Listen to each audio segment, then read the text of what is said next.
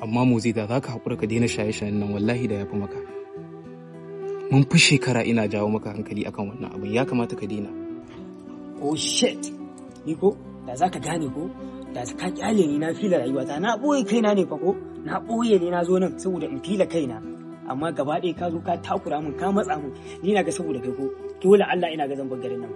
Amma abokina wanda yake son ka shine zai gaya ma gaskiya. Yanzu rayuwar nan mutuwa ake yi. Ka daina so na kawai, ka daina so na. Mutuwa ake yi. Ya kamata ka daina. Wa ban gane in daina me? Haka ake mutum sai zauna gaba ɗaya ba zai fila kanshi ba. Ai sani.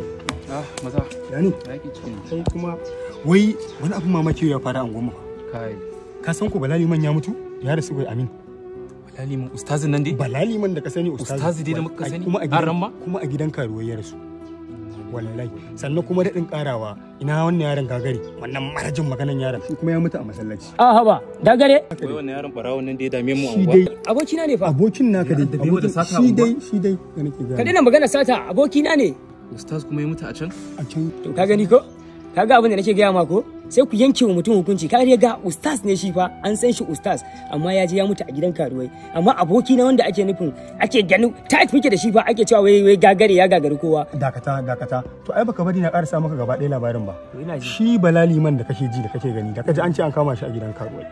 Shi ya je yaɗa da awani, wa'azi ya je Allah ya karɓa rayuwar shi. Shi kuma gagare abokinku da kake magana cewa abokinku zuwa yi ya je ya hau masoniyan masallaci ya ci da sifika kawai ya faɗo shi kenan. Ka gani hadda za ka yanke hukunci, ka ji an ce Balali man ya rasu a gidan karuwai ka ɗauka ya je iskanci ne, to ka ji yaɗa da awa ya je Allah ya karɓi rayuwarsa. Dakata, ni ba duk ba wannan duk ba shi zai na fila wata ba, ka gane ko? So saboda haka ko wannan labarin kashe zuciya duk ba da ni za a yi ba, ka gane nan ciki. Yanzu shi wancan abokin shi ma ya rasu. To wannan sai dai Allah ya shirya. Wannan bai kamata ya zama mai izina ba. Allah ne ya shirya ka. Mutuwa ba ka ce. Allah ya shirye shi dan mai shiryewa ne. Kai. Anya na sha abin nan kuwa. A ce gagara ya mutu.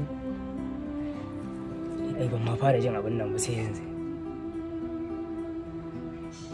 Girman na tuba na koma ga Allah ne. In Allah ya daga yau sai yau. Ba batala balantana na haska.